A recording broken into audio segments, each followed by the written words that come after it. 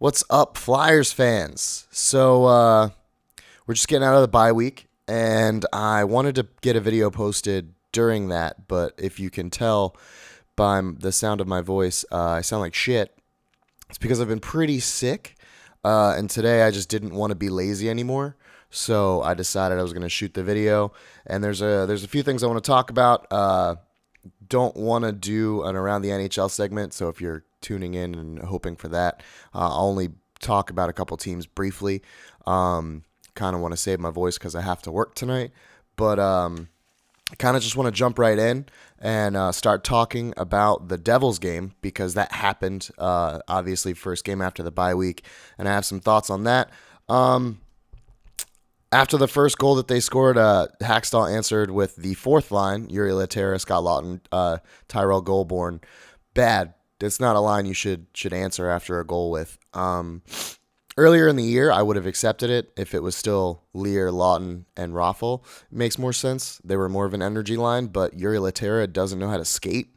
So I'm not even sure why he's in the lineup, but we're going to get more into that stuff later. I don't think that this franchise is accurately assessing NHL talent.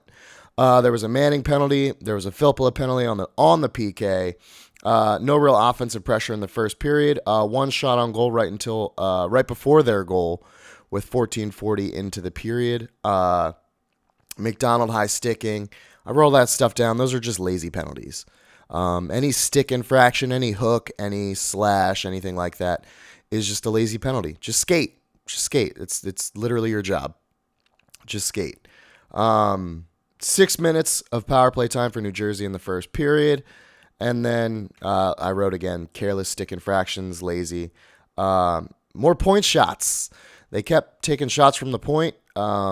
17 minutes to go in the second period. We had 7 shots on goal. The Devils had 14.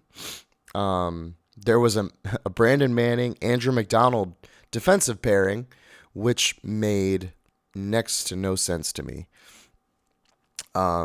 Which is part of the reason that I say this franchise has a problem evaluating NHL talent because Brandon Manning is not a number 4 defenseman. At his best, he's not a number 4 defenseman. He's a really good 5 at his best. He's a 7. Night in and night out, Brandon Manning is a 7. Andrew McDonald's a 6, and they were being played like they were a 3 and a 4. Travis Sanheim got 6 minutes of ice time. So we'll get more into that in a minute. Gudas had a shot. These are of the 7 shots that they had at this moment. Gudas had one, Hag had one, Amac had one, and one was blocked. Manning had 2 shots blocked. Everyone without a shot was Sanheim, Provorov, Raffl, Lehtera, Simmer, Lotz, G, Wheel, Voracek, Filppula, and Goulbourne, sorry. All those players, not one shot, but Andrew Manning had 2 shots blocked. 5 consecutive penalties. Nolan Patrick 2 penalties in 6 minutes. 6 minutes into the second period. Again, they're just lazy. He seems like he's squeezing his stick a little bit. The kid needs to get on the board. I honestly think he just needs to get some points, get some confidence, and he'll do better. I honestly think he'll do better once the puck starts going in the net for him, or at least his line mates. 9:55 into the period, Robert Haig had the most shots on goal on the team with 2. No life flat. They lost puck and board battles in the first half of the game. Obviously, the second half of the second period, they came alive. And the third period, the first part of that, they were still doing fairly well. One of the things I took from the end of the game was Chris Therien said they can't be like that in the last 5 minutes.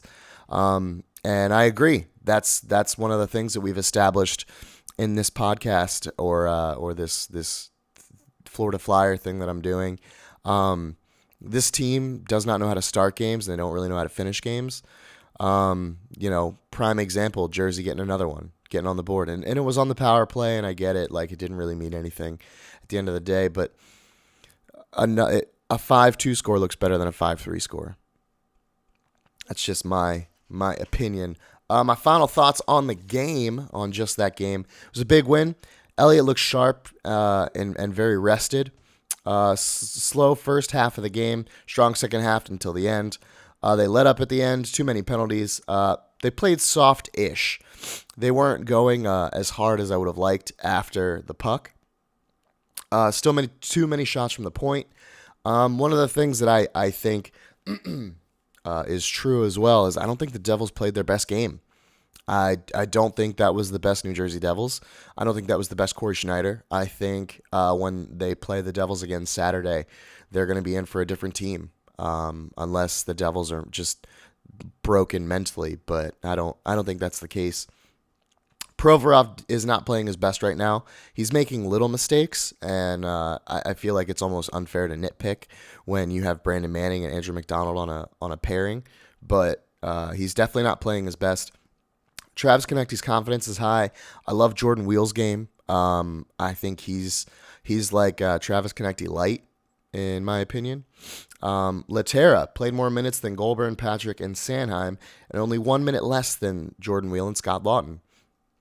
Why?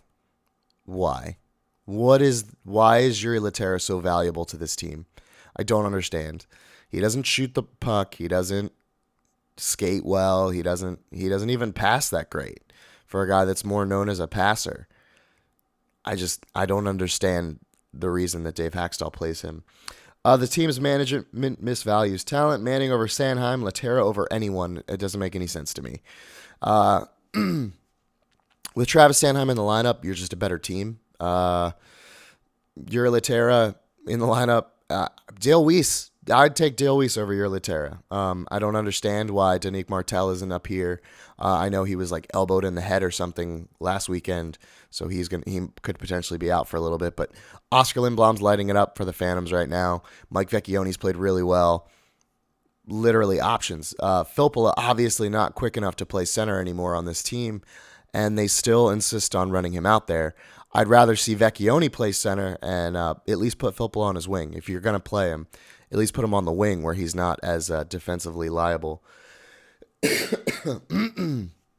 Goulbourne. Why is he here? He played like 4 minutes, 6 minutes, something like that. Why is he here? I don't understand. Dave Haxtell's definitely had some good stuff and some bad stuff. Problems with point shots. No one has an elite shot like Ghost, and that's what I mean with problem with point shots. We don't have an elite shooter on this team, or at least on the blue line, other than Shane Gostisbehere, who was not in the lineup for the Devils game. Provorov's is decent. Sanheim's maybe. I haven't seen enough of it to really know. And no one else. Andrew McDonald does not have an elite point shot. Brandon Manning does not have an elite point shot. Radko Gudas, even though he insists on taking it, does not have an elite point shot. But at least Gudas knows his role. Gudas knows that he's not the best passer, and he at least gets it on net, tries to wait for traffic in front, and kind of does that. But I don't understand. I get looking for the deflection, looking for the screen, but when there's traffic in front and you're trying to get a puck through, you still have to get it through the bodies, and a lot of times it doesn't get through that.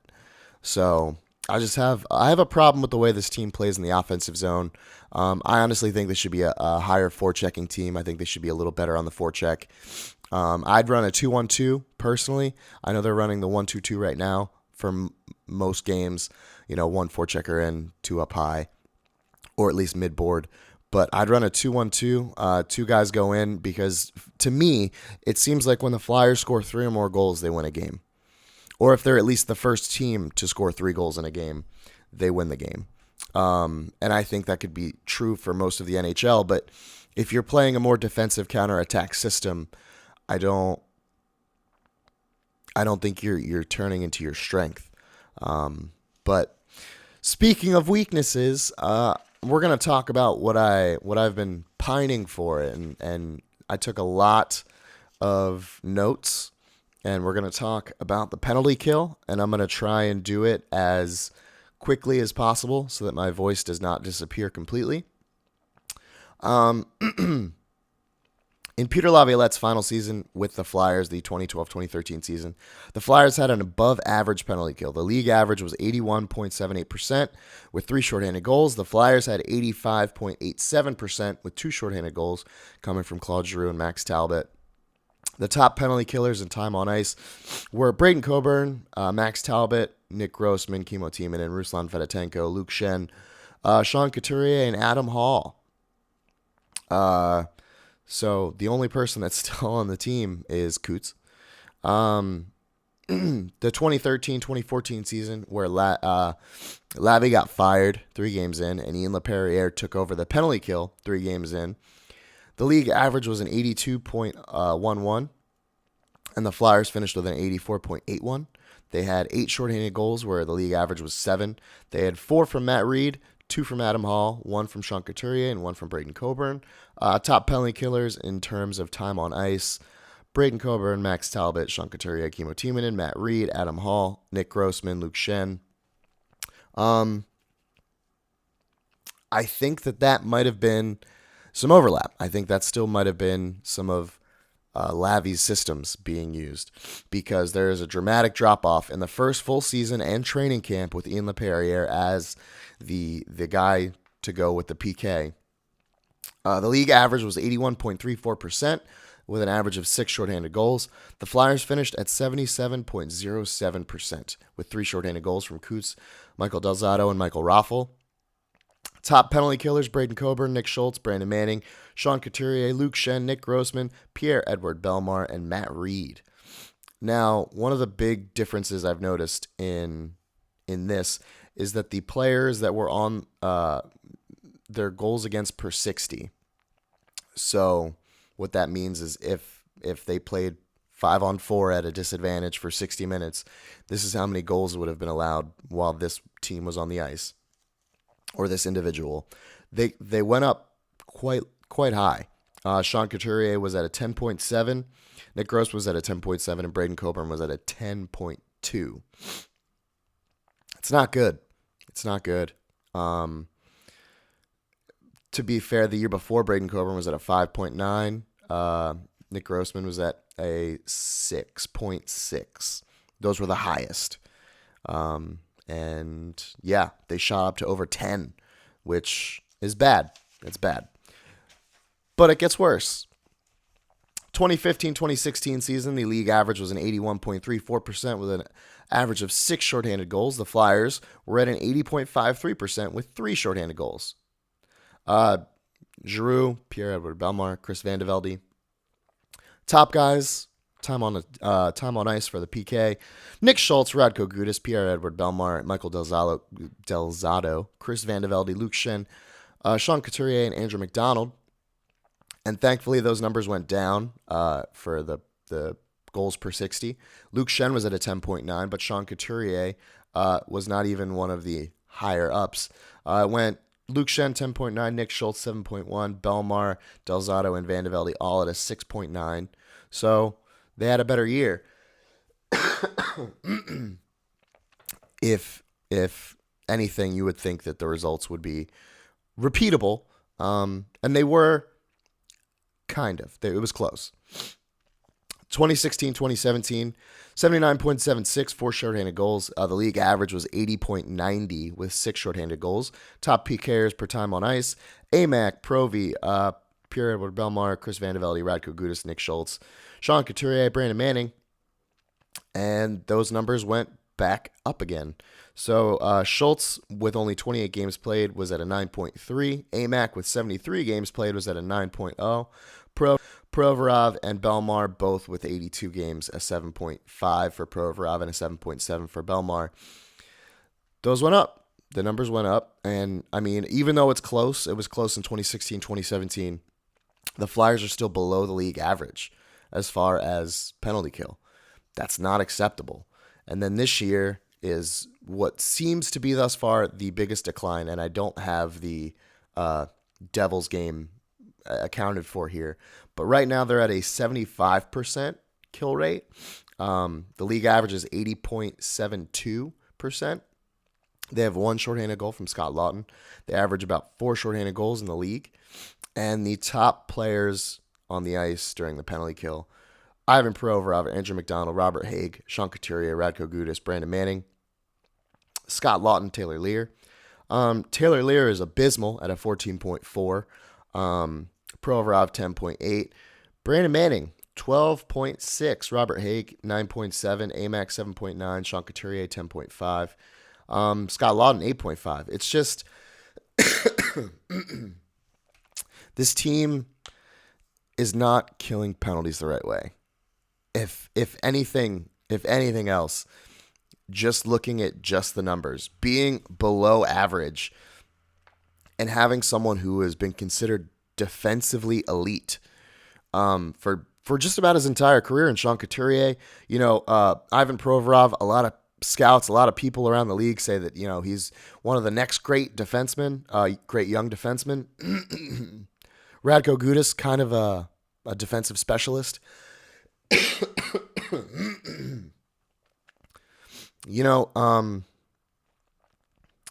It's just disheartening. It's just disheartening to see with the players that they have at their at their fingertips. They're kind of going to waste, and they're just not being shown how to kill the penalties the right way. And I think LaPerriere needs to be fired.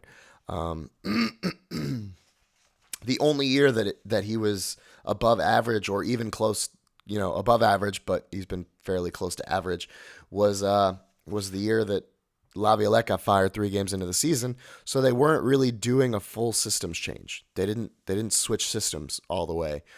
They were still doing a lot of the stuff that Lavi did because they didn't get a training camp. They didn't have time to learn a new system. It was kind of slow in the learning of the way Berube and his staff wanted to do things. So just with how bad it's looked this year, they look damn near unable to stop anyone. If you want to keep Ian LaPerriere on the team, cool, fine, I get it. But then stop taking penalties because honestly, come playoff time, special teams wins and loses you games. And you can't have a penalty kill that is 5% below the average and expect to win games. You can't. You got one guy scoring shorthanded goals. It's not good. It's not good. Just by numbers alone. I mean, it doesn't pass the eye test either. I haven't talked to anyone that is like, yeah, the Flyers penalty kills on another level. It's not. It's not. There's a lot of work that needs to be done. And again, I think that a part of it is appropriately, assigning players to that position. Jiri Lehtera should not be on the penalty kill. He should not be on the team, but he definitely shouldn't be on the penalty kill. The guy can't skate. I realize the Flyers' defensive system is they crowd the front of the net. They play the box, and they're very laid back in the defensive zone. They just try and cover up lanes with the stick, and I get it, cover up passing lanes and stuff. But how fast did it take Tampa to score on their first power play of the game when we played them? It was 5 seconds, 10 seconds. They hit Stamkos in a lane where Stamkos always is, and he scored from his office. And it's just, shouldn't that be something that's drilled? There's enough players, and honestly, Kyle Palmieri, I think it's Kyle Palmieri, from the Devils, scored from that same exact spot against Brian Elliott in the Devils game this past weekend. That's Ovechkin's spot. There's enough players playing there that you should understand that, hey, we play from that spot. Claude Giroux starts from there. Granted, he's not taking slap shots from there most of the time. He's dishing it to Wayne Simmons or Sean Couturier or Ghost or something like that. But when that's a focal point of our power play and we can't properly defend it on the penalty kill, there's something wrong. There's something wrong. So that's all I really have. Like I said, I wanted to kind of make this one a little shorter just because I can't really talk. I am actually going to be in Philadelphia for the jersey retirement of Eric Lindros on Thursday. I'm very excited about that. And then I'm going to be at the Devils game on Saturday. So it's going to take me a little longer to get back and get our next video up, and I might not have as much detail as I did for the first Devils game. I'll have to go back and watch those games again. But yeah, super excited. I haven't been to a Flyers game in Philly in a while, so I'm pretty pumped to see Eric Lindros get his jersey retired. He was one of my favorites growing up. So one of the last things I'll say is I'll do a mini around the NHL. I said I wasn't going to talk too much about it, and I can feel my voice kind of going. But the Vegas Golden Knights are amazing. They are outstanding. I don't think that they could win a Stanley Cup just based on their team, but hell, I didn't think Sean Couturier could be a number one center. I didn't think he could score more than 14 goals, but I am gladly being proven wrong by him this year. And they're outstanding. The Maple Leafs have kind of fallen from grace a little bit. I don't know what's going on there. I haven't really been able to pay attention to them too much. Been watching the dumpster fire that is the Flyers.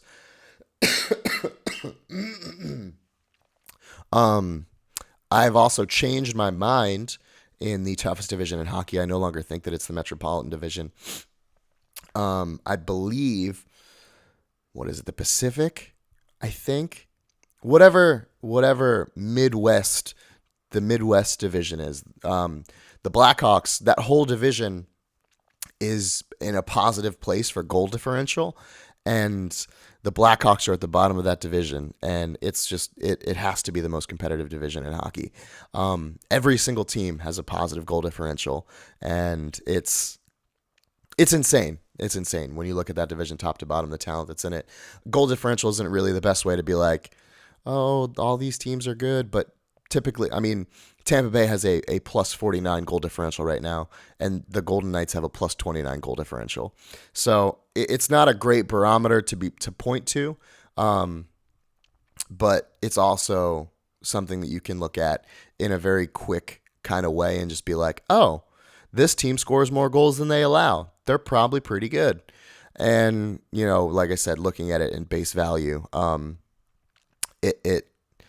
it's impressive. It's impressive. That division, again, I think it's the Pacific. I could be wrong. I'm probably wrong. I should have made a note, but I didn't. But yeah, I mean, that's all I really have. Toronto's sinking down. Boston's on a run. Calgary's on a run. Calgary looking great right now. Damn near unbeatable. Mike Smith looked really good. They handled the Tampa Bay Lightning in Tampa, so that was an impressive win for them. And yeah, that's all I really have for you guys. This is another episode of the Florida Flyer. Please like, subscribe, share with your friends. Comment some stuff you want me to talk about, whether it's about the Flyers, whether it's about another team, whatever. I'll do the best I can. So, yeah, guys, thank you so much for listening to my hoarse and nasally voice. I appreciate it, and I'll see you all next time.